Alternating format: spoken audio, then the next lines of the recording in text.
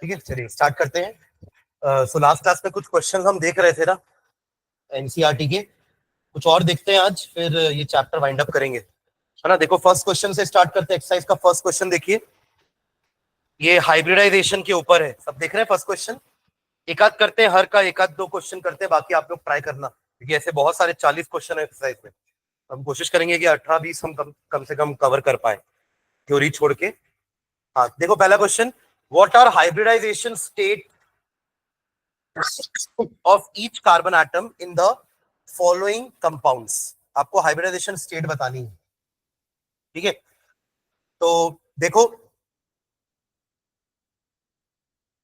पहला कंपाउंड देखो क्या है, sp2। कार्बन कैसा है आपका, sp2 हाइब्रिड। अच्छा कार्बन की बतानी है ना बस, हाँ ठीक है। sp2 हाइब्रिडाइज है। बगल वाला हाँ? कौन सा? पहला वाला sp3, फिर sp2 और उसके बगल वाला भी sp2। सिंगल डबल बॉन्डेड है ना वो भी?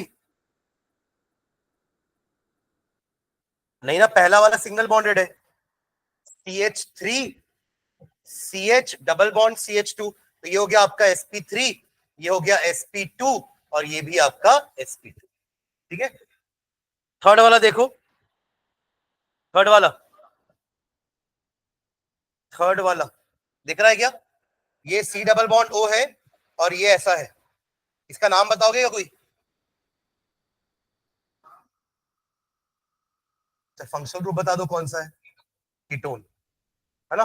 और नाम, पहला मेंबर है कीटोन का, इसका नाम नहीं बता पाओगे तो फिर कैसे चलेगा? कहां से पेंड 5 कार्बन दिख रहा है क्या? 3 कार्बन के लिए क्या लगाते हैं वर्ड रूट? प्रोपेनॉन। ये क्या है आपका? Propanone. Again sp3 sp3 sp2, ठीक है। चलो ये हो जाएंगे, आगे बढ़ते हैं। नेक्स्ट आगे बढ़ो। sp, C और N के बीच में ट्रिपल बॉन्ड है कार्बन की, साइनाइड। तो वो वाला जो साइनाइड जो नाइट्रोजन के साथ अटैच है ना, कार्बन, सुन रहे हैं क्या? जो कार्बन नाइट्रोजन के साथ अटैच है वो कैसा है? sp। बीच वाला sp2 और साइड वाला भी sp2, ठीक है। चलिए अगले क्वेश्चन में आइए। वो सारे sp2 है, सारे sp2। बेंजीन में देखो सारे कार्बन तो डबल बॉन्डेड होते ही है ना, तो सारे ही क्या है? sp2 हाइब्रिडाइज्ड, ठीक है। चलो क्वेश्चन नंबर 2, सिग्मा बॉन्ड और पाई बॉन्ड इंडिकेट कर लेंगे। क्वेश्चन नंबर 2 ये तो इजी है ना, ये हो जाएगा। जहां आपको सिंगल बॉन्ड दिख रही है वो सब सिग्मा है, जहां डबल दिख रही है एक सिग्मा एक पाई है, और जहां ट्रिपल दिखेगी एक सिग्मा दो पाई है। हो जाएगा? अरे हाँ है ना, ठीक। अगला देखो question number 3, right bond line formulas. Bond line formula भी अपन ने पढ़ा है ना, जहां लाइन से रिप्रेजेंट करते हैं अपन, कार्बन ऑर्बन सब हटा देते हैं। बॉन्ड लाइन फॉर्मूला फॉर पहला क्या देखो, आइसोप्रोपिल अल्कोहल। देखो प्रोपिल बोल दिया मतलब 3 कार्बन है, इतना तो श्योर है ना। वो तो याद करो at least, meth eth prop but, तो 10 से पढ़ रहे हैं अपन। तो प्रोपिल अल्कोहल मतलब बोले मतलब 3 कार्बन तो होगा, बट आइसो बोल रहे हैं, तो आइसो का मतलब क्या है? OH बीच में आएगा यहाँ, ये है आपका आइसोप्रोपिल अल्कोहल। समझ रहे हैं क्या? अगर ये वाला OH यहाँ पे लग जाता ना, तो ये तो N प्रोपेनॉल हो जाता, मतलब स्ट्रेट चेन वाला हो जाता। ये आइसोप्रोपेनॉल या आइसोप्रोपिल अल्कोहल। समझ रहे हैं क्या?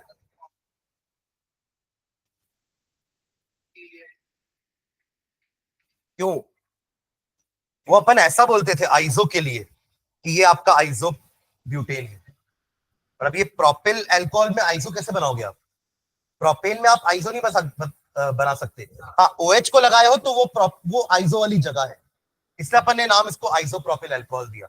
ऐसे इसका IUPAC नेम क्या होगा? Propane two all. क्या होगा इसका IUPAC नेम? 3 कार्बन है तो प्रोप, 3 कार्बन है तो क्या लगेगा? प्रोप। और उसके बाद दूसरे नंबर पे OH है तो क्या लग जाएगा? Propane two all. क्लियर है ना? चलो इसका बॉन्ड लाइन डायग्राम बनाना है, क्वेश्चन तो ये है। तो क्या कैसे बनाओगे?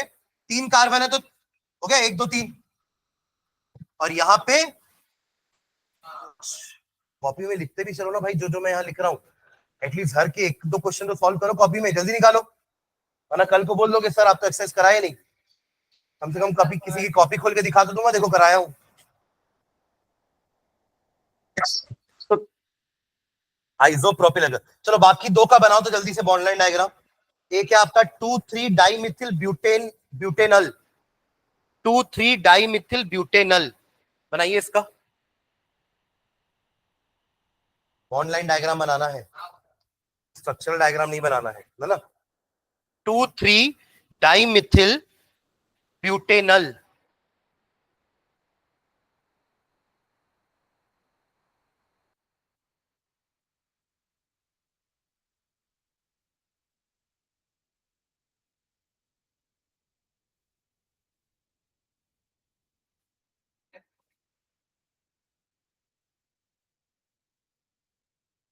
देखो ब्यूटेनल के लिए तो आपको ओ और एच दिखाना पड़ेगा ना। जैसे आपने 4 कार्बन तो ऐसे बना लिए होंगे, 1 2 3 4, बट ये वाला कार्बन ही तो एल्डिहाइड वाला कार्बन है ना। नहीं, CHO सी तो लिखना ही नहीं है, डबल बॉन्ड आप O बनाओ और सिंगल बॉन्ड H करो, ये हो गया आपका एल्डिहाइड ग्रुप। ठीक है, तो अब ये 1 हो गया, ये 2 हो गया और ये 3, तो यहाँ पे एक मिथिल और यहाँ एक CH3 लिखना नहीं है, समझ रहे हैं क्या? वो अंडरस्टूड है, पर सोचो अगर आपने यहाँ पे ऐसे बना के छोड़ दिया होता ना और H नहीं लिखा होता तो उसको भी अपन CH3 मान लेते। जस्ट टू शो कि ये एल्डिहाइड है, अपन ने ये वाला H दिखाया, वरना हम H भी नहीं दिखाते हैं। समझ आएगा, एल्डिहाइड है तो अपन H दिखा रहे हैं वहां पे। ठीक है, नहीं वो अंडरस्टूड है, तभी देखो यहां नहीं लिखोगे तो गलत हो जाएगा H, बट यहाँ पे CH3 लिखने की जरूरत नहीं, वो अंडरस्टूड है, अगर कुछ नहीं होता तो वहां CH3 माना जाता है। ठीक है, चलिए हाँ आगे एक और बचा ना, हेप्टेन 4 ओन, ये तो बना लोगे, हेप्टेन 4 ओन, हेप्टेन 7 कार्बन तो पहले बना लो ऐसे जिगजैग करके, 1 2 3 4 5 6 7, 3 पहाड़ बनाना है, बना क्या? 1 2 3 4 5 6 7, उससे फोर्थ वाले में क्या करोगे? बस डबल बॉन्ड ओ लगाना मत भूलना। ठीक है, अगर आप सिर्फ डबल बॉन्ड लगा के छोड़ दिए ना तो ये ऐसा माना जाए कि यहाँ पे कार्बन है, पर कार्बन थोड़ी ना, वहां पे तो ओ है। ये आपका हो गया हेप्टेन 4 ओन, क्लियर है? तो ये हो गया आपका बॉन्ड लाइन डायग्राम। ठीक है, नेक्स्ट क्वेश्चन देखो, question number 4, question number 4, give the IUPAC name of the following. ये बॉन्ड लाइन डायग्राम दिया हुआ है, इसका IUPAC नेम करना है। पिछले वाले में IUPAC नेम्स दिए थे, आपको बॉन्ड लाइन डायग्राम बनाना था, यहाँ पे बॉन्ड लाइन डायग्राम दिया है, IUPAC नेम लिखने हैं। क्या करोगे पहले जल्दी बताओ? पहला वाला क्या है, देखो एक बेंजीन रिंग बनी हुई है, दिख रहा है, और उसमें कार्बन्स लगे हुए हैं कितने? 4 नहीं है भाई, 3 है, ये है ना ऐसा, इसको थोड़ा गिनोगे, 1 2 3, हाँ नीचे ऊपर चलेगा, एक ही जगह घुमा दिए ना उसको पूरा। ठीक है, हाँ क्या होगा ये?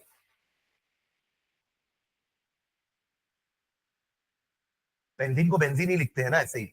अभी यहाँ पे साइड चेन थोड़ी ना ये, अरे उसको साइड चेन तब मानते हैं जब यहाँ पे कोई फंक्शनल ग्रुप होगा या कार्बन ज्यादा होगा, तब वो लिखते हैं फिनिल। क्या लिखते हैं? फिनिल। पर अभी फिनिल नहीं लिखेंगे, अभी बेंजीन आपका पेरेंट है, तो सब्स्टिट्यूएंट क्या है? सिर्फ प्रोपिल बेंजीन। क्यों 1 क्यों लगाना है? एक ही तो जगह पे लगा है ना, वो जगह ही 1 है, तो क्या हो जाएगा इसका नाम? Propyl benzene. देखो आप लोग ना IUPAC नेम का स्ट्रक्चर मत भूलो, सुन रहे हो क्या? इधर इधर देखो, स्ट्रक्चर क्या है नाम का, प्रीफिक्स पहले आते हैं, सुन रहे हैं, उसके बाद वर्ड रूट आता है और उसके बाद सफिक्स आते हैं। सफिक्स में भी प्राइमरी एंड सेकेंडरी, प्राइमरी वाला एन इन या आइन होता है और सेकेंडरी वाला फंक्शनल ग्रुप के ऊपर होता है। अल्कोहल है तो ऑल लगाते थे, एल्डिहाइड था तो अल लगाते थे, कीटोन था तो ओन लगाते थे, एसिड था तो ओइक एसिड लगाते थे। और प्रीफिक्स हम कहां कहां के लिए यूज करते थे? फॉर अवर ब्रांचेस और ऐसे फंक्शनल ग्रुप जिनका कोई सफिक्स नहीं होता, जैसे कि हैलोजन, क्लोरो ब्रोमो आयोडो फ्लोरो। समझ रहे क्या? अब आप यहां देखो, आपका पेरेंट कौन है? बेंजीन, और ये जो लगा ये क्या है? सब्स्टिट्यूएंट ब्रांच, तो पहले वो आएगा ना, तो प्रोपिल।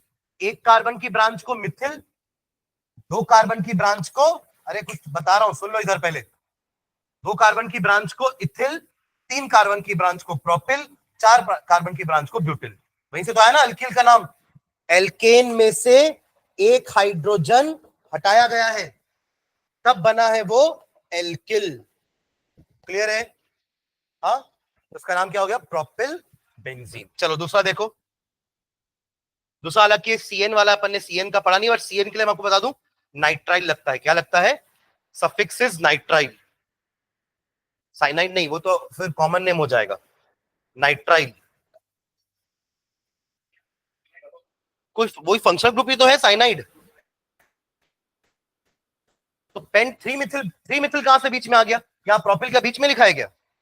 3 मिथिल आगे आएगा ना प्रीफिक्स में। अभी वही तो बता रहा था, तो सुनते नहीं हो कि अगर कुछ ब्रांच में लगा हुआ है तो वो प्रीफिक्स में जाएगा। क्या है आपका देखो स्ट्रक्चर, ऐसा है, और यहां पे आपका सीएन है, यानी कि इसको मिला के 5 कार्बन है। देखो 1 2 3 4 5, तो उस 5 कार्बन को भी काउंट करते हैं ना, 5वां कार्बन को भी काउंट करोगे। जैसे भी आपने हेप्टेनॉन में वो बीच वाले कार्बन को भी काउंट किया ना, ऐसा तो नहीं कि 7 लगा के फिर एक कीटोन का कार्बन अलग से लिए, या ब्यूटेनॉल में 4 कार्बन अलग लगाए और 5वां कार्बन और लिया, ऐसा थोड़ी ना होता है। वो कार्बन को काउंट करते हैं ना, तो उसको मिला के 5 कार्बन बनाना है। तो 5 हुए कार्बन, 1 2 3 4 5। अच्छा नंबरिंग हम राइट से चालू करेंगे, 1 2 3 4 5। तो क्या हो जाएगा इसका नाम? 3 मिथिल पेंटेन नाइट्राइल। लिख लो, 3 मिथिल पेंटेन नाइट्राइल। अब देखो यहाँ पे पेंटेन का ई ड्रॉप नहीं होगा, क्योंकि एन से स्टार्ट हो रहा है ना वो। जैसे अपन इन सब में क्या करते थे, इन सब में ई ड्रॉप होता था कि नहीं? इथेनॉल में ई हटा के ऑल लगाओ, इथेन इथेन इथेन में ई हटा के अल लगाओ, इथेन में ई हटा के ओइक एसिड लगाओ। तो यहाँ पे दोनों वॉवल आते थे, इसलिए अपन ड्रॉप करते थे। अब यहाँ पे तो कोई वॉवल नहीं है, 3 मिथिल पेंटेन पूरा लिखेंगे और नाइट्राइल अलग आएगा, NITRILE नाइट्राइल, NITRILE नाइट्राइल। ठीक है, इसका प्रीफिक्स होता है साइनो। क्या होता है? साइनो। तो ये तब यूज होता प्रीफिक्स जब इसके साथ कोई ज्यादा प्रेफरेंस वाला फंक्शनल ग्रुप लगा रहता तो। ठीक है, चलो नेक्स्ट देखो अगला, 2,5 डाई मिथिल हेप्टेन। ठीक है, चलो बाकी लोग ट्राई करो जल्दी से, जिनका होता है यार आगे बढ़ो। क्या है अगला? थर्ड वाला। ये अगेन हेप्टेन के लिए 3 पहाड़ बना दिए, इधर से एक और यहां पर एक। नंबरिंग कहां से करोगे देखना, जहां से सब्स्टिट्यूएंट का नंबर ऑफ लोकेंट्स का सम कम आए, लोएस्ट सम रूल। कहां से नंबरिंग चालू करेंगे? लेफ्ट से। 1 2 3 4 5 6 और 7। 7 है तो हेप्टेन तो होगा ही, होगा ना हेप्टेन। 7 है तो वर्ड रूट क्या हो जाएगा? हेप्ट। और सातों के बीच में सिंगल बॉन्ड है तो एन। ये तो इतना काम हो गया है ना, तीनों पहाड़ का काम हो गया ना। बट तीनों पहाड़ में एक एक चोटी भी है, तो उसको भी तो लिखना है ना। तो कहां कहां पे है वो? 2 पे और 5 पे। और क्या क्या है? सिंगल सिंगल है। अब देख इधर ध्यान देना चाहिए, इधर। अगर ये ऐसा होता ना तो ये इथिल होता, समझ गए ना? ये क्या होता था? इथिल। अभी क्या है ये? मिथिल। तो क्या हो जाएगा? 2 कॉमा, सॉरी,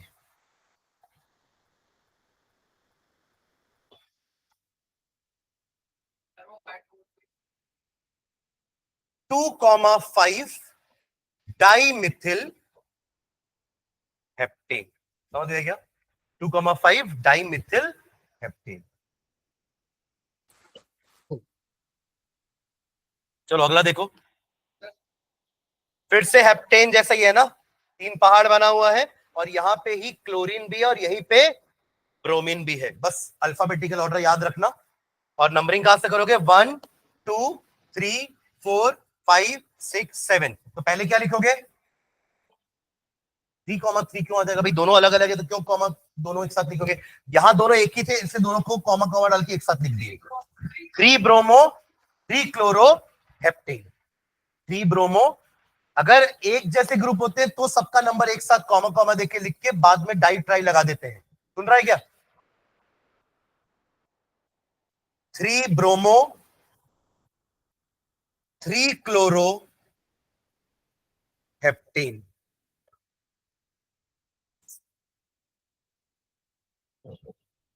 ठीक है, अगला देखो, और क्यों आएगा? एल्डिहाइड से ही करोगे गिनती ऑब्वियसली। यहाँ पे है ना ऐसा, ऐसा है ना, और ये आपका, हाँ, तो इतना तो पूरा एल्डिहाइड ही है। ये एक एल्डिहाइड कार्बन हो गया 1, ये 2 और ये 3, ये 4 मत काउंट करना, यहां तो Cl लगा है, उसको भी काउंट कर लिए क्या? ठीक है, तो कहां से नंबरिंग करोगे? एल्डिहाइडिक कार्बन से ऑब्वियसली। तो 3 पे क्लोरो, बाकी क्या है? प्रोपेनल,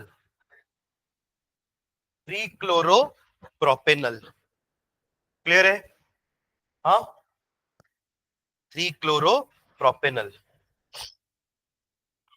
चलो लास्ट, इजी है ये तो, Cl2 CH CH2OH। Actually structure लिखोगे तो उसका स्ट्रक्चर कैसा रहेगा? C के साथ एक तो H है, ऊपर नीचे क्लोरीन है, और इस वाले के साथ ऊपर नीचे H और यहां पे OH। चलो बताओ क्या होगा? हाँ, ऑब्वियसली यही वाले कार्बन को फर्स्ट नंबर मिलेगा, 1 2। हाँ, 2,2 डाइक्लोरो, देखो ये हमारा हो गया प्रीफिक्स। ये क्या हो गया? प्रीफिक्स हो गया। प्रीफिक्स का काम, वर्ड रूट आ जाएगा इथ, क्योंकि 2 कार्बन है, दोनों के बीच में सिंगल बॉन्ड है, तो आ जाएगा एन, और सफिक्स लगेगा ऑल, तो ऑल लग रहा है इसलिए अपन ई को हटा देंगे और ऑल लगा देंगे। समझ आए क्या? इथेन 1 ऑल लिखने का जरूरत नहीं है, 2 ही कार्बन तो है, दूसरे वाले में दोनों क्लोरीन है, तो पहले वाले में ऑल हो गया, खत्म। ठीक है,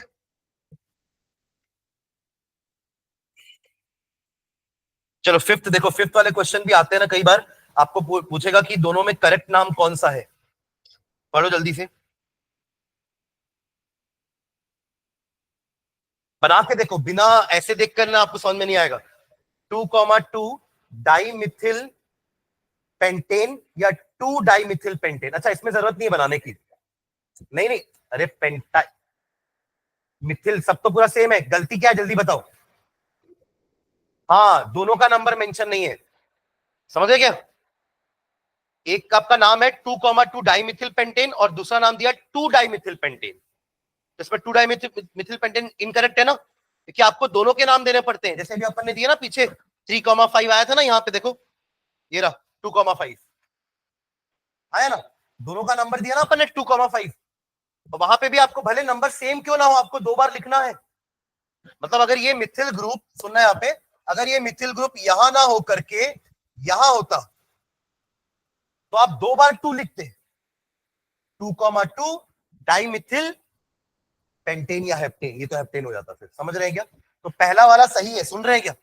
कौन सा वाला सही है? 2,2 डाइमिथिल पेंटेन। आपको दोनों लोकेशन भले सेम क्यों ना हो, अलग अलग बतानी है। क्लियर है? अरे हाँ है ना, चलो आगे बढ़ो, नेक्स्ट।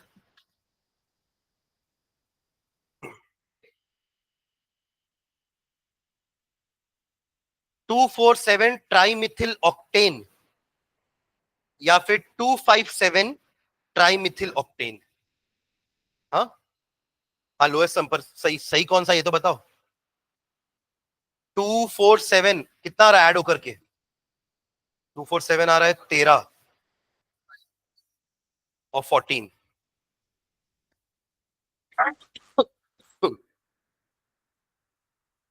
247 13 आ रहा है ना, हाँ तो वही होगा ना करेक्ट।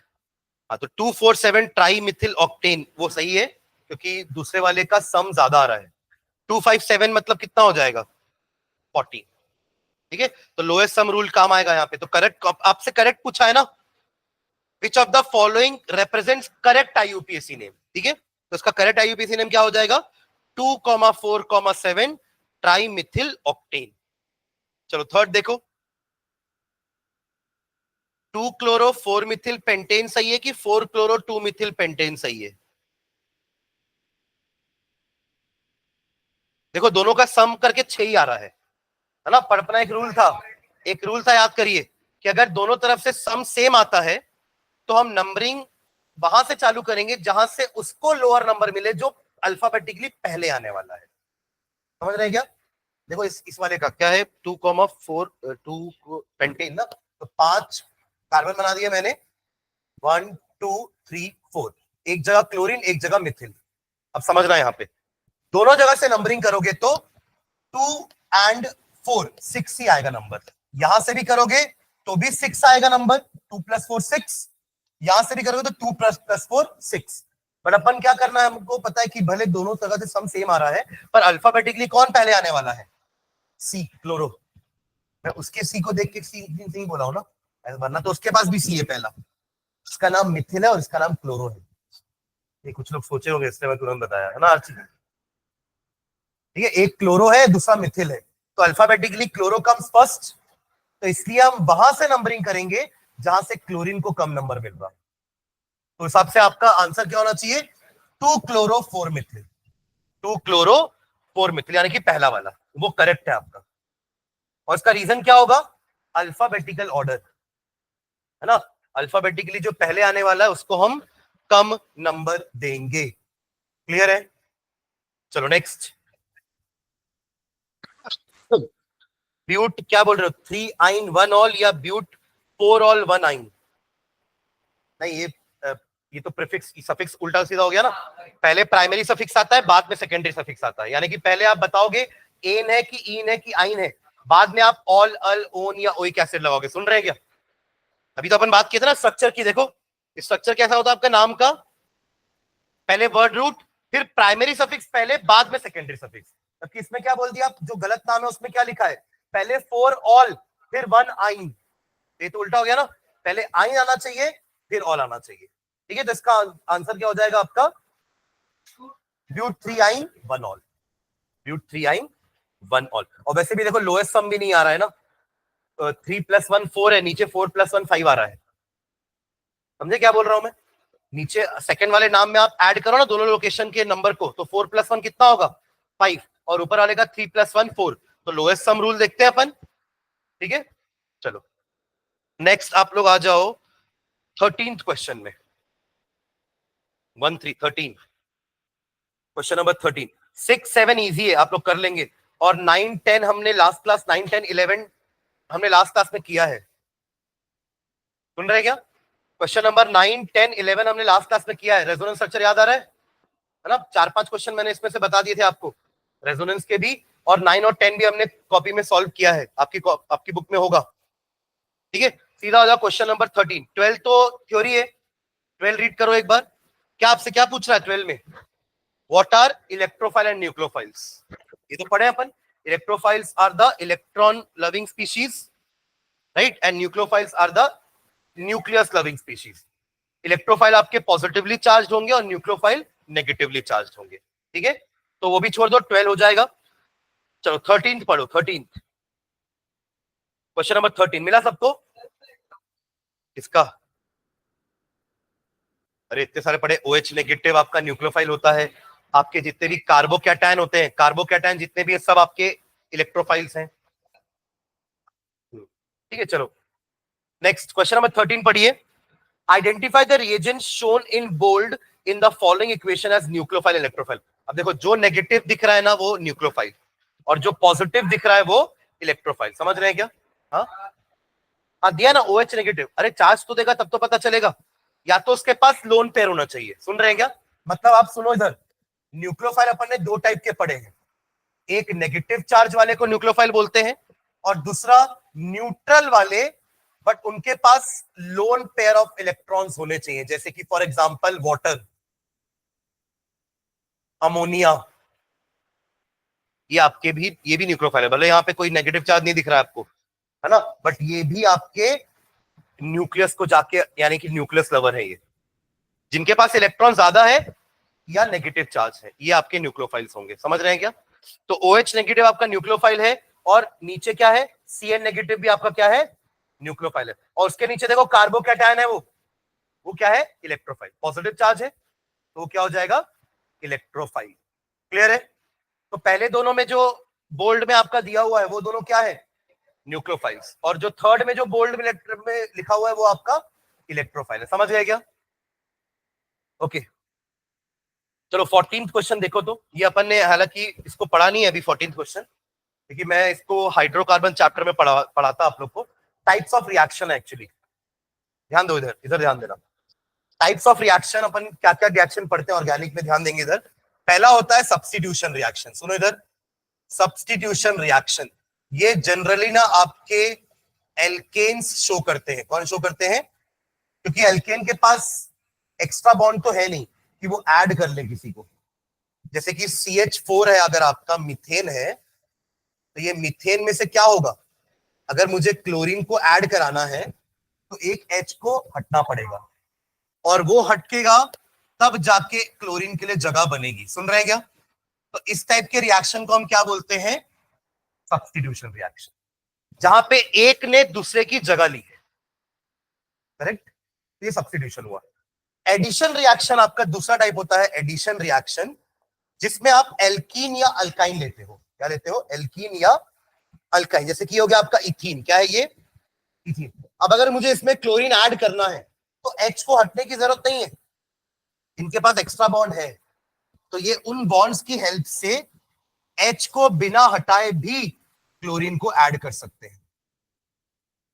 समझ रहे हैं क्या? एक बॉन्ड तो है ना उनके बीच में अभी भी, पर यहां पे अगर हटा दोगे तो एक भी बॉन्ड नहीं बचेगी फिर। समझ में आ रहा है क्या? एक और डिफरेंस है इन दोनों में, यहां आपको एक बाई प्रोडक्ट मिला है, यहां जरूरत ही नहीं पड़ी कि जो आए वो अटैच हो गए, कुछ नया बना ही नहीं, बट यहाँ पे एक बाई प्रोडक्ट भी बनाया। समझ रहे क्या? तो ये हो गया आपका सब्स्टिट्यूशन, ये हो गया एडिशन। क्लियर है यहां तक? एक और समझना, एक होता है एलिमिनेशन। एलिमिनेशन में क्या होता है पता है? उस मॉलिक्यूल में से ना कोई चीज एलिमिनेट होती है।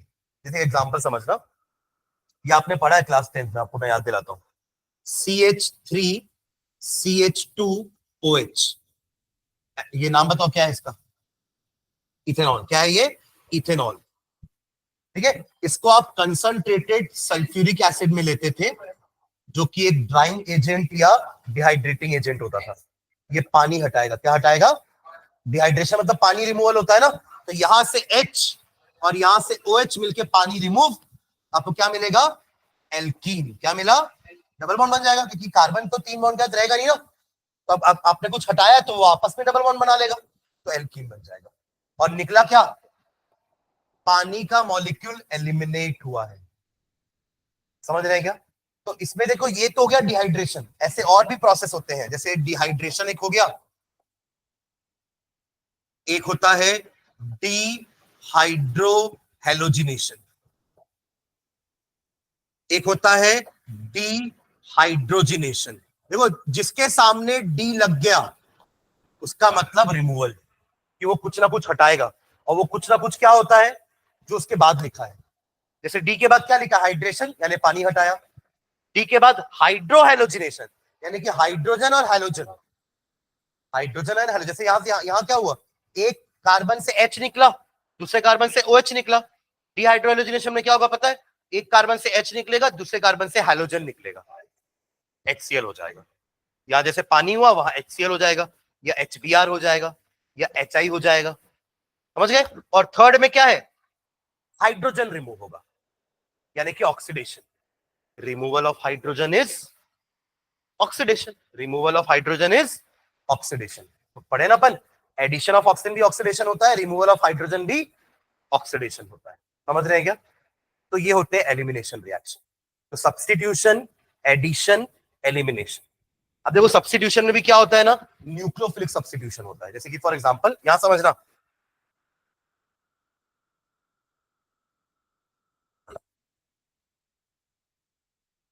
ये आपका क्लोरोइथेन। क्या है ये?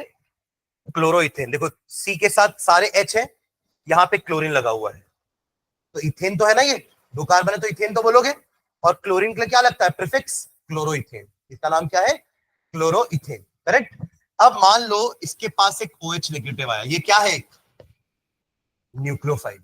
ये क्या है? एक तो न्यूक्लियोफाइल ने इस न्यूक्लियोफाइल को रिप्लेस किया है, तो इसको कहते हैं न्यूक्लियोफिलिक सब्स्टिट्यूशन रिएक्शन। रिएक्शन ये भी सब्स्टिट्यूशन ही है ना? अरे सब्स्टिट्यूशन हुआ कि नहीं? Cl नहीं हटा तो OH बैठ पाता क्या? तो ये भी एक तरह का सब्स्टिट्यूशन मेथड ही हुआ, बट किसने सब्स्टिट्यूट किया है? एक न्यूक्लियोफाइल ने, तो इसको न्यूक्लियोफिलिक सब्स्टिट्यूशन बोलते हैं। ऐसे अगर इलेक्ट्रोफाइल ने हटाया होता तो इलेक्ट्रोफिलिक सब्स्टिट्यूशन कहलाता। समझ गए क्या? तो ये सारे टाइप के रिएक्शन होते हैं, ठीक है। चलो इसमें देखते हैं क्या क्या हो रहा है। पहले देखो फर्स्ट वाले में क्या हो रहा है। सब्स्टिट्यूशन, बट किस टाइप का? देखो HS नेगेटिव एक न्यूक्लियोफाइल है, दिखा आपको, नेगेटिव चार्ज लगा है ना, तो ये किस टाइप का रिएक्शन है? Nucleophilic substitution reaction. समझ गए क्या? लिख लो कहीं पे कॉपी में। पहला रिएक्शन है न्यूक्लियोफिलिक सब्स्टिट्यूशन। डन। अब देखो अगले वाले में क्या हो रहा है। हाँ डबल बॉन्ड आ गया ना, और H और Cl देखो ऐड हो गया, और आपको कोई बाई प्रोडक्ट दिख रहा है क्या? चारों रिएक्शन में देखो सिर्फ सेकेंड रिएक्शन ऐसा है जिसमें आपका बाई प्रोडक्ट नहीं है, दिखा? तो ये क्या हो जाएगा आपका? Addition reaction. क्या हो जाएगा? Addition reaction. थर्ड देखो, हाँ डबल बॉन्ड भी आ गया, देखो पानी भी निकला है। पानी निकलता है तो क्या होता है? एलिमिनेशन। ये एलिमिनेशन रिएक्शन, लिख लो एलिमिनेशन रिएक्शन। और लास्ट वाला OH हटा है, Br आ गया है, कैसे एलिमिनेशन? हाँ हाँ, nucleophilic substitution, nucleophilic substitution plus थोड़ा सा ना रीअरेंजमेंट भी हुआ है। रीअरेंजमेंट का मतलब क्या होता है? आप ध्यान देना कि जहां से OH निकला है क्या वहीं पे Br लगा है? ध्यान से देखो, मुझे मत देखो, रिएक्टेंट देखो। जहां से OH निकला है क्या वहीं पे Br लगा है क्या? Br कहीं बीच में आके लगा ना, यानी कि सब्स्टिट्यूशन तो किया उसने, पर आपस में फिर अरेंजमेंट भी हुआ है अंदर अंदर, ठीक है। तो nucleophilic substitution with rearrangement, with rearrangement, nucleophilic substitution with rearrangement. हो गया? चलिए नेक्स्ट क्वेश्चन देखो, क्वेश्चन नंबर 15। क्वेश्चन नंबर 15, ये भी अच्छा क्वेश्चन है। What is the relationship between the members of the following pair of structure? ये जो आपको ए में दिया हुआ है दोनों, ये दोनों क्यों, क्या बोलोगे आप? ये दोनों क्या है? स्ट्रक्चरल आइसोमर है, ज्योमेट्रिकल आइसोमर है, कि रेजोनेंस स्ट्रक्चर्स है? सोच के बताओ। हाँ जोर से बोल देना भाई। Structural isomer. अरे आप देखो ना पोजीशन, हाँ तो स्ट्रक्चर का टाइप होता है ना पोजीशन आइसोमर। आपका पहला वाला है 1 2 3 4 5 पेंटेन 3 ओन, और दूसरा वाला है पेंटेन 2 ओन। समझ रहे हैं क्या? तो दोनों का मॉलिक्यूलर फॉर्मूला सेम है, इन्हीं को तो आइसोमर्स बोलते हैं। बस क्या चेंज है? कीटोन का पोजीशन, ठीक है। तो ये आपके हो गए structural isomer, to be more precise position isomers. क्या है ये? Position isomers. अगला देखो, हाँ ज्योमेट्रिकल। ये क्या होते हैं हमारे? सिस ट्रांस वाले कौन होते हैं? ज्योमेट्रिकल। दिख रहा है ना, एक में H ऑपोजिट साइड में है, दिखा पहला वाले में, और दूसरे वाले में H सेम साइड में है। तो ये आपका हो गया ज्योमेट्रिकल आइसोमर्स। सिस वाला कौन सा है, ट्रांस वाला कौन सा, जल्दी बताओ। हाँ जिसमें H सेम साइड में है वो आपका सिस है, और जिसमें H ऑपोजिट है या D ऑपोजिट है वो आपका ट्रांस। ये D क्या होता है? वाह, D कार्बन होता है, DCH3 होता है। वाह, कुछ भी बोलना है। D मतलब हाइड्रोजन का आइसोमर, सॉरी आइसोटॉप। हाइड्रोजन के 3 आइसोटॉप होते हैं ना, 1H1 को प्रोटियम बोलते हैं, 1H2 को ड्यूटियम बोलते हैं, और 1H3 को ट्रीटियम बोलते हैं। तो ये आपका ड्यूटियम लगा हुआ है वहां पे, समझ गए क्या? तो डी फॉर ड्यूटियम है, ठीक है। और लास्ट बताओ क्या हो रहा है उसमें? अब एक ही तो बचा, रेजोनेंस ही हो रहा है, और दिख भी रहा है आपको, देखो पाई बॉन्ड डिलोकलाइजेशन हो रहा है, तो ये एक तरह का रेजोनेंस कॉन्ट्रीब्यूटर है ये, ठीक है। चलो 16वें में आ जाओ, 16वां question, question number 16। For the following bond cleavages, दो टाइप के बॉन्ड क्लीवेज पढ़े अपन, एक होमोलिसिस और एक हेट्रोलिसिस। होमोलिसिस में फ्री रेडिकल बनते हैं, और हेट्रोलिसिस में कैटायन और एनायन, हाँ कार्बोकैटायन कार्बोनायन। तो आपको इसमें ना वो एरो शो करके बताना है कि किसमें क्या हो रहा है। देखो पहले वाले में क्या हो रहा है? CH, हाँ फ्री रेडिकल, CH3O CH3O दोनों सेम है ना, तो एक एक इलेक्ट्रॉन लेके बाहर निकल गए, देखो बन भी रहा है फ्री रेडिकल। तो कैसा होता है यहाँ पे अपन कैसा शो करते हैं? वो फिश हुक वाला, याद है? पूरा फुल एरो नहीं बनाते, फिश का हुक, जिससे फिश को अटकाओगे आप, फिश वाला हुक एरो बोलते हैं इसको, समझ रहे हैं क्या? तो ये एरो ऐसा बनेगा, समझ रहे हैं? तो ये आपका किस टाइप का बॉन्ड क्लीवेज है? होमोलिसिस। क्या है ये? होमोलिसिस। ठीक है, चलो दूसरा देखो, जहां कैटायन आयन बने ना, समझ जाना वो हेट्रोलिसिस है। तो सेकंड वाला हेट्रोलिसिस है, और वहां पे क्या करोगे, पूरा का पूरा इलेक्ट्रॉन ट्रांसफर करोगे। कैसे बनेगा ये? क्या बना है देखो यहां पे, सेकंड वाला ना, ये आपका है double bond O plus OH negative, और बन क्या रहा है? देखो कार्बन आयन बना है, सुन रहे हैं क्या? ये क्या है आपका? कार्बन आयन है, double bond O plus H2O। ठीक है, तो ऐसा कब होगा? ये वाला H देखो यहां पे एक्चुअली क्या है, ये कार्बन है ना, और कार्बन के साथ क्या है, 3 H है। हाँ, एक चला गया, तो ये एरो किसकी तरफ रहेगा? कार्बन की तरफ। तभी तो उसको इलेक्ट्रॉन मिला, वो नेगेटिव चार्ज आ गया ना उसके पास। ठीक है, तो ऐसा बॉन्डिंग शो करेंगे वहां पे। आपको हर हर में यही करना है, आपको इलेक्ट्रॉन फ्लो दिखाना है कि इलेक्ट्रॉन फ्लो कैसा हो रहा है। और ऐसा इसलिए हो क्योंकि आपका वो OH जाके अटैक किया होगा इस H को, सुन रहे हैं क्या? तभी तो पानी बन रहा है ना लास्ट में, देखो ये OH और ये H मिलके क्या बन गया, पानी। तो OH को H की तरफ दिखाना, सुन रहे हो क्या? OH को H की तरफ दिखाना, और इलेक्ट्रॉन जो है H और C के बीच का, वो कार्बन की तरफ दिखाना। दो एरो बनेंगे यहाँ पे, एक OH से H की तरफ, और एक ये बॉन्ड का इलेक्ट्रॉन पेयर कार्बन की तरफ। क्लियर है? अगला वाला देखो, अगला वाला इजी है। अगला वाला भी हेट्रोलिसिस है, बट यहाँ पे ब्रोमीन इलेक्ट्रॉन लेके भागेगा, तो वो इलेक्ट्रॉन पेयर ब्रोमीन की तरफ उचका देना, वहां भी एरो ही बनेगा। कैसा? ये है आपका, ये Br लगा है ना, तो ये ऐसे उचका देना बस, तो क्या बनेगा, एक कार्बोकैटायन, वो भी कौन सा वाला, 3 डिग्री, याद है? 3 डिग्री, 2 डिग्री, 1 डिग्री कार्बोकैटायन, जिसमें 3 degree are more stable than 2 degree are more stable than 1 degree, plus Br negative बाहर। तो ऐसा एरो आना चाहिए, सुन रहे हैं क्या?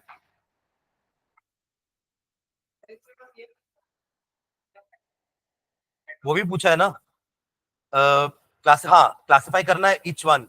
तो सारे ही, पहला छोड़ के सारे ही हेट्रोलिसिस है, क्योंकि पहले वाले में बस रेडिकल बन रहा है, सुन रहे हो? बाकी सब में तो कैटायन आयन बन रहे हैं, तो बाकी सारे क्या है, हेट्रोलिसिस। और क्या दिखाना है आपको?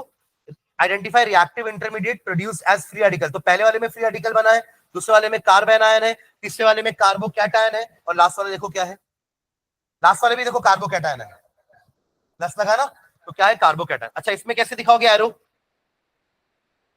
वो जो E है ना, वो E आकर के अटैक करेगा। कैसा है, यहाँ पे बॉन्डिंग ऐसी है, और ये E प्लस है ना, तो ये E प्लस के साथ ऐसा बॉन्डिंग शो करेंगे। तो जहां पे भी E लगा, जहां पे भी E लगा वो कार्बन तो खुश है, पर जहां नहीं लगा वो तो दुखी है, उससे तो आपने एक बॉन्ड खींच ली ना उसकी। ठीक है, एक बॉन्ड हटा देना वहां की।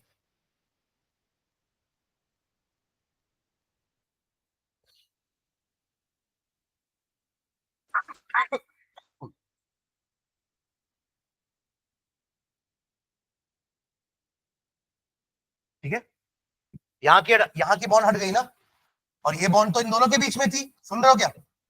ये बॉन्ड इन दोनों के बीच में थी ना, तो यहां से हट गई, और फायदा किसको हुआ, इस वाले को, क्योंकि इलेक्ट्रोफाइल वहीं जाके अटैक किया, ऑर्थो। ठीक है, चलो, हालांकि अभी तो कोई ऑर्थो पैरा नहीं है, क्योंकि कुछ लगा नहीं है पहले से। ऑर्थो पैरा मेटा किसी के रेस्पेक्ट में होता है, कि कोई पहले से वहां पे है तो ऑर्थो मेटा पैरा आता है। ठीक है, चलिए, ये 16 हो गया। नेक्स्ट 17 देखो, 17th question, explain the terms inductive and electromagnetic. ये तो आपका थ्योरी हो गया, इंडक्टिव इफेक्ट क्या होता है, इलेक्ट्रोमैग्नेटिक आप समझा लेंगे। Which electron displacement effect explains the following correct order of acidity of the carboxylic acid. देखो, पहला वाला कार्बोक्सिलिक एसिड कैसा बना हुआ है, ध्यान देना। ये आपका कार्बन है, ये 3 Cl लगा हुआ है यहाँ पे, और यहाँ पे लगा है COOH, दिखा ये वाला स्ट्रक्चर पहला। उसके बाद है, ये ज्यादा एसिडिक है बोल रहा है ना, this is more acidic then Cl2 CH COOH is more acidic than Cl CH2 COOH। समझ में आया क्या? अब देखो यहां पे क्या होने वाला है, ये तीनों आपके जो क्लोरीन है ये इलेक्ट्रॉन खींचेगा, है ना, माइनस आई इफेक्ट क्या करेगा, देखो जो इलेक्ट्रॉन डोनेट करता है उससे इलेक्ट्रॉन चला गया ना तो उसको पॉजिटिव चार्ज मिलेगा, तो वो प्लस आई इफेक्ट कहलाएगा, जैसे मिथिल होता है। और यहाँ पे क्लोरीन इलेक्ट्रॉन खींचेगा अपनी तरफ तो उससे वो खुद नेगेटिव होगा, तो ये क्या कहलाता है, माइनस आई इफेक्ट। अब आप सोचिए कि क्लोरीन यहाँ पे तीन तीन क्लोरीन लगे, तीनों इलेक्ट्रॉन खींचेंगे, यहाँ पे दो क्लोरीन लगे दोनों खींचेंगे, और यहाँ पे एक ही लगा है तो एक ही खींचेगा। इससे क्या होगा, इलेक्ट्रॉन अगर यहां से खींचे जाएंगे ना तो इस ऑक्सीजन पे इलेक्ट्रॉन की कमी हो जाएगी, जिससे ऑटोमेटिकली ना H बाहर आ जाएगा। देखिए एसिडिक नेचर का मतलब क्या होता है कि H पॉजिटिव लिबरेट होना चाहिए, यही तो होता है एसिड। तो जो जल्दी H पॉजिटिव छोड़ेगा वो ज्यादा अच्छा एसिड। उसी का देखो अगर कोई उल्टा वाला ग्रुप होता है, यानी कि जो इलेक्ट्रॉन दे रहा है, जैसे कि CH3, अगला क्वेश्चन है ना, अगले वाले में CH3 लगे हुए ना, पहले वाले में एक CH3 है, दूसरे वाले में दो है, तीसरे वाले में तीन है, दिखा आपको। तो अब CH3 को उल्टा काम करता है, ये इलेक्ट्रॉन डोनेट करेगा तो ये क्या करेगा, इस ऑक्सीजन पे इलेक्ट्रॉन डेंसिटी बढ़ा देगा, तो H छोड़ के नहीं जा पाएगा उस ऑक्सीजन को, क्योंकि वहां पे बहुत ज्यादा इलेक्ट्रॉन आ गए, H अट्रैक्टेड रहेगा उनसे, तो H छोड़ नहीं पाएगा, यहाँ पे छूट जाएगा H जल्दी। तो यहाँ पे कौन सा इफेक्ट है, माइनस आई इफेक्ट। समझिए क्या, आपको बस इफेक्ट का नाम बताना है। पहले वाले में माइनस आई इफेक्ट के कारण एसिडिटी ऑर्डर ऐसा है, और दूसरे वाले में प्लस आई इफेक्ट के कारण एसिडिटी ऑर्डर वैसा है। जितने ज्यादा मिथिल ग्रुप उतना नुकसान है, उतना कम एसिडिक नेचर, और जितने ज्यादा क्लोरीन ग्रुप उतना ज्यादा एसिडिक नेचर। समझ गए क्या? अल्टीमेटली सुनो, हम रूल क्या है, जिस H को हटना है, H पॉजिटिव बन के निकलना है, उसके बगल वाले ऑक्सीजन के पास इलेक्ट्रॉन ज्यादा नहीं होने चाहिए। क्लोरीन हेल्प कर रहा है उसको इलेक्ट्रॉन खींचने में, और वही अगर यहाँ पे CH3 लगा होता तो वो तो और इलेक्ट्रॉन देता, तो उससे ऑक्सीजन पे इलेक्ट्रॉन डेंसिटी बढ़ जाती, यानी और ज्यादा इलेक्ट्रॉन आ जाते, तो H बड़ी मुश्किल हो जाती है H को छोड़ के जाने में, H नहीं छोड़ के जा पाता। समझ रहे हैं क्या? तो उससे एसिडिक नेचर कम हो जाता। तो पहले वाले का आंसर माइनस आई इफेक्ट है और दूसरे वाले का आंसर प्लस आई इफेक्ट है। ठीक है, ये क्वेश्चन अलग तरीके से भी आ सकता था। कैसे? आपको तीनों एसिड दे देता, बोलता arrange them in the order of their increasing या डिक्रीजिंग एसिडिक नेचर, तो आपको फिर याद करना पड़ता कि Cl लगा है तो वो इलेक्ट्रॉन खींचेगा, उससे ऑक्सीजन पे इलेक्ट्रॉन डेंसिटी कम होगी तो वो ज्यादा एसिडिक होगा, और CH3 लगा है तो वो इलेक्ट्रॉन डोनेट करेगा, वो प्लस आई इफेक्ट शो करता है, तो उससे इलेक्ट्रॉन डेंसिटी बढ़ जाती है ऑक्सीजन पे, तो H आसानी से निकल नहीं पाता, तो लेस एसिडिक। समझ गया क्या? चलिए क्वेश्चन नंबर 17 हो गया ये, इसमें लिखो, चलो क्वेश्चन नंबर 17 का आंसर लिख लेना। देखो क्वेश्चन नंबर 17 फर्स्ट वाले के लिए लिखो माइनस आई इफेक्ट, उसका रीजन भी लिखवा रहा हूं। माइनस आई इफेक्ट लिख लिया प्लस वाले का, फर्स्ट वाले का, इसका रीजन लिखना, as the number of halogen decreases, as the number of halogen decreases, पहले वाले में तीन था, दूसरे वाले में दो, और पहले वाले में एक ही है। As the number of halogen decreases, the overall minus I effect decreases. The overall minus I effect decreases. The overall minus I effect decreases. And hence acidic strength decreases. And hence acidic strength decreases. ठीक है, ultimately देखो अगर वो वाला carbon, वो वाला chlorine उस carbon से इलेक्ट्रॉन खींचेगा, तो कार्बन मजबूरी में इलेक्ट्रॉन इससे खींचेगा, यही तो होगा। आपसे किसी ने कुछ चुरा लिया तो आप किसी और से चुराओगे, फिर वो किसी और से चुराएगा ना, तो वैसे ये भी हो रहा है कि आप ये तीनों क्लोरीन ने मिलकर से कार्बन से इलेक्ट्रॉन को खींचा, ये बगल वाले कार्बन से खींचा, ये बगल वाले ऑक्सीजन से खींचा, ये बगल वाले ऑक्सीजन से खींचा, और ये अल्टीमेटली H से खींचेगा, और H से खींचा तो H तो अकेला हो गया, उसके बाद तो कोई है ही नहीं, तो वो क्या हो गया बेचारा, H पॉजिटिव बन के बाहर निकल गया। समझ गया?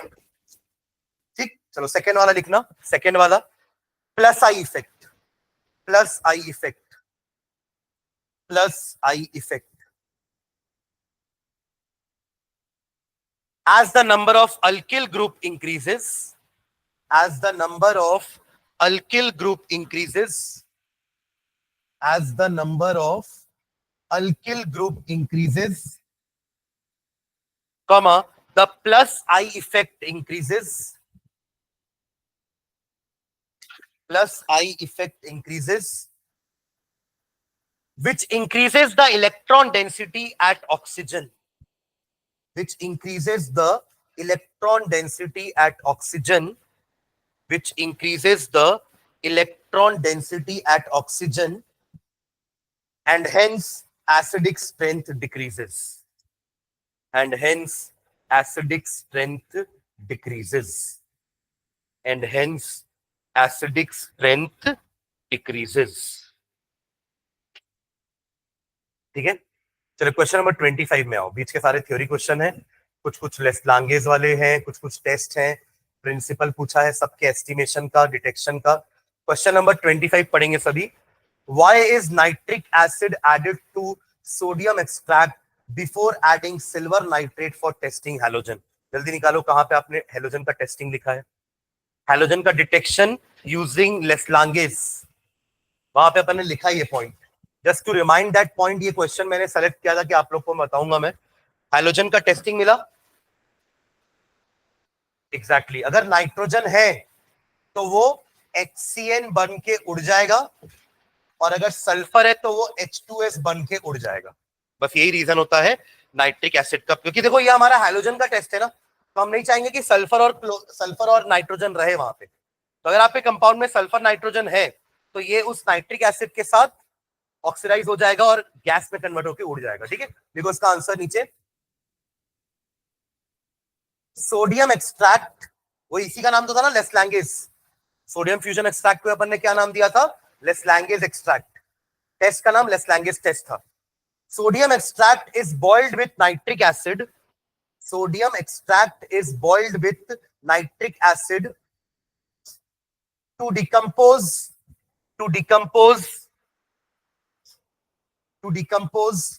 NaCN. सोडियम के साथ अगर NaCl बन रहा है तो NaCN भी बनेगा और NaS भी बनेगा, Na2S भी बनेगा. To decompose NaCN and Na2S, ये दोनों को हटाने के लिए. और ये दोनों कैसे हटेंगे? ये दोनों के साथ HNO3 रिएक्ट करेगा और ये दोनों गैस बनाएगा. समझ रहे हैं क्या? रिएक्शन लिखे थे क्या वहां पे पीछे? रिएक्शन लिखे हैं दोनों का? हाँ, सेम रिएक्शन लिखोगे ना. NaCN, ये NaCN कहां से आया? लेस्लांगेज से. देखो आपने तो अपना ऑर्गेनिक कंपाउंड सोडियम के साथ जला दिया, तो अगर आपके ऑर्गेनिक कंपाउंड में N है तो NaCN भी बनेगा. अगर आपके कंपाउंड में S है तो Na2S भी बनेगा. और अगर आपके कंपाउंड में क्लोरीन है, जिसका टेस्ट एक्चुअली हम करना चाह रहे हैं, तो NaCl भी बनेगा. हमको काम किससे है? काम किससे नहीं है? तो इन दोनों को हटाना है. तो इन दोनों को हटा दूंगा तो सिर्फ NaCl बचेगा. और फिर इसी NaCl का जब अपन AgNO3 के साथ रिएक्शन करवाएंगे तो AgCl का व्हाइट PPT मिलेगा. अब इसी व्हाइट PPT को हमने फिर धोया था, सुखाया था और तौला था, है ना. फिल्टर्ड, वॉश्ड, ड्राइड एंड वेड, 4 चीजें कर रहे थे. क्या बोल रहे हैं? क्या AgNO3 क्या कर रहे हैं? ताकि प्रेसिपिटेट मिले हमें AgCl का. ठीक है, HCl का प्रेसिपिटेट थोड़ा मिलेगा. अगर आप HNO3 याद करा दोगे तो आपको HCl मिल जाएगा. ठीक है, HCl का प्रेसिपिटेट थोड़ा बनेगा. ठीक है, तो क्या लिखे? To decompose NaCN and Na2S if present, अगर होंगे तो. If present, if present. Otherwise क्या होगा पता है? जैसे यहाँ पे AgCl बना है ना, वैसे यहाँ पे AgCN भी बन जाता और Ag2S भी बनता. जैसे AgCl बना रहे हैं अपन, अगर आपने ये स्टेप नहीं करा तो ये दोनों भी रहेंगे और ये दोनों इंटरफेयर करेंगे आपके रिएक्शन में. Ag2S का अलग प्रेसिपिटेट बन रहा होगा, AgCN का अलग प्रेसिपिटेट बन रहा होगा. तो जस्ट टू अवॉइड इट पहले ही उन दोनों को हटा दो वहां से. ठीक है, रिएक्शन लिख लो. दोनों के रिएक्शन क्या है? NaCN plus HNO3 gives NaNO3 plus HCN. और एरो ऊपर का देते ना, गैस इवॉल्व.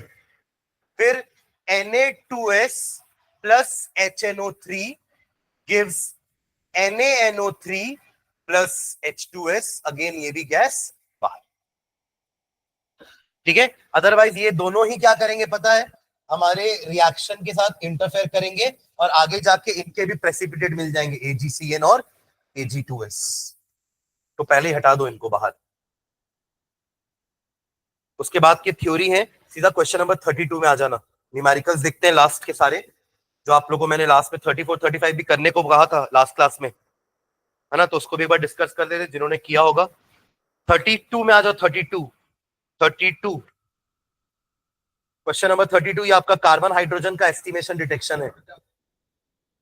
अरे 32 33 तो जेल्डा वाला वही क्वेश्चन है जो अपन ने लास्ट क्लास में किया था, 56 आंसर था इसका, ये वही क्वेश्चन है 56% वाला।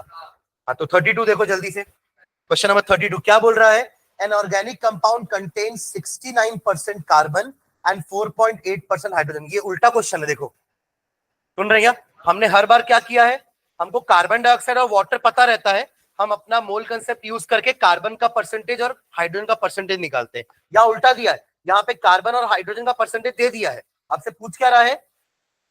Calculate the masses of carbon dioxide and water produced when 0.2 gram of this substance is subjected to complete combustion. Formula हमारा क्या था कार्बन का, जल्दी बताओ। Percentage of carbon is equals to 12 into x. X का मतलब क्या था? Mass of carbon dioxide. 12 into x upon 44 into डब्ल्यू इंटू 100। यहां आपको निकालना क्या पता है? एक्स। डब्ल्यू दिया है, सी भी दिया। सी का परसेंटेज कितना है? 69। 12 इंटू ये एक्स आपको निकालना है, 44 इंटू डब्ल्यू इज 0.2 इंटू 100। बस अब इसको सॉल्व कर लो, आपका एक्स आ जाएगा। सेम काम वाटर के साथ करना है, वहां वाई दिए थे नाम उसको, तो वाई निकालना है। ये जल्दी करो इसको। इसका 34 35 जो मैंने उस दिन आपको बनाने को दिया था, है ना, उसको भी डिस्कस कर लेते। 34 35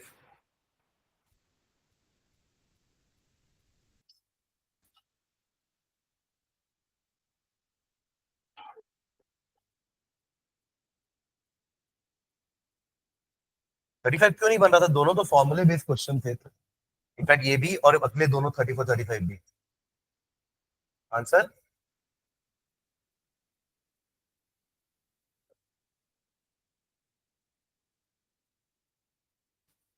क्रॉस मल्टीप्लाई कर दिए पूरा एक्स निकालने के लिए। 69 into 44 into 0.2 divided bye 12 into 100। कुछ कैंसिल हो तो कैंसिल कर दो इसको। ये 6 टाइम्स में, ये 22 टाइम्स में, ये 3 टाइम्स में, ये 11 टाइम्स में, और कुछ 69 इंटू 11 इंटू 2 अपॉन 3 इंटू 1000। तो ये भी कैंसिल कर देना, 23 हो जाएगा। तो फाइनली और ये भी कैंसिल करके 500। तो फाइनली आपको दिख रहा है 23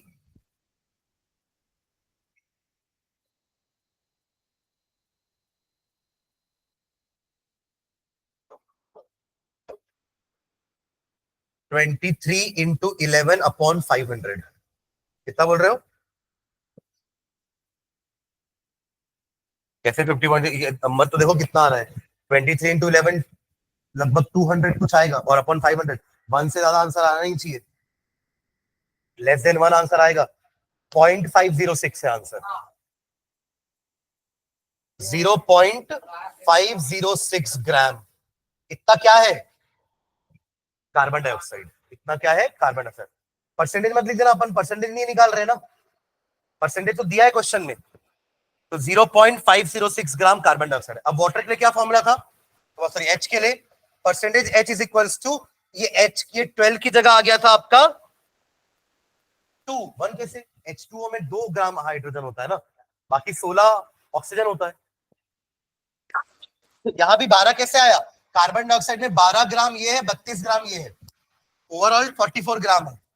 in the same way water में 2 ग्राम हाइड्रोजन है और 18 ग्राम पूरा पानी है, तो 2/18। जैसे यहाँ पे 12/44 आया है, वैसे यहाँ पे क्या आएगा? 2/18 इंटू वाई इंटू डब्ल्यू इंटू 100। तो वाई क्या हो जाएगा? कितना परसेंटेज दिया hydrogen? 4.8 into 18 into 0.2 divided by 2 into 100 होगा ऐसा। ये 2 कैंसिल कर देना, एक पॉइंट नीचे ऐड कर देना, 0। ठीक है, और कुछ एक और पॉइंट नीचे ले आओ, 48 इंटू 18 अपॉन 10,000, बस इसको मल्टीप्लाई कर दो, फिर 1000 से डिवाइड कर देना। हाँ सही, 10,000 तो पॉइंट ही लगेगा फिर, बस 48 इंटू 18 बता दो कितना हो रहा है, फिर अपन पॉइंट लगा देंगे।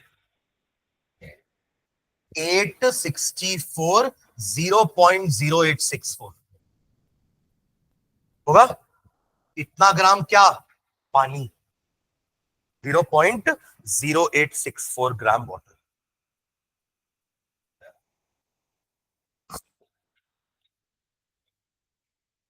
ठीक है, 34 देखो तो, जो उस दिन आप लोग से नहीं बन रहा था। 34 एक ऑर्गेनिक क्लोरो कंपाउंड है, यानी कि उसमें क्लोरीन है, बता दिया पहले से ही, है ना। और उसने AgCl दिया है आपको कितना? 0.5740 ग्राम। वही कैरियस मेथड था ना, कैरियस एस्टिमेशन से मिला है। ठीक है, calculate the percent of chlorine. क्या फॉर्मूला था क्लोरीन का परसेंटेज का? ऊपर 35.5, नीचे AgCl का मास विच इज 35.5 प्लस 108, 143.5। ऊपर क्या रहेगा? AgCl का मास x अपॉन W इंटू 100। निकालना क्या है आपको? परसेंटेज ऑफ क्लोरीन, है ना। तो W तो दिया है क्या? W दिया है क्या? दिया 0.3780। तो 35.5 हटा देता ना पॉइंट, हटा दे पॉइंट, नीचे भी तो एक ही पॉइंट है ना। 355 अपॉन 143 1435 इंटू, हाँ ऊपर आएगा 0 पॉइंट, सॉरी हटा दो ना पॉइंट, 5740 डिवाइडेड बाय 3780 इंटू 100। एक एक जीरो भी हटा दो। ठीक है, बस अब इसको सॉल्व करना है, और क्या है। ज्यादा हो गया थोड़ा सा, है ना। 71 और ये हो जाएगा आपका 2, ये 1435 था ना, 1 2 टाइम्स में, 8 टाइम्स में, 7 टाइम्स में, है ना।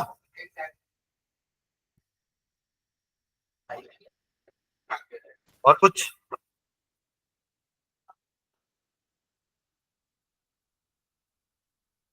क्या जाएगा 5 से? ये दोनों, हाँ तो किससे जाएगा पर? किसके साथ 5 से कटेगा भाई? हाँ 2 से तो काटेंगे।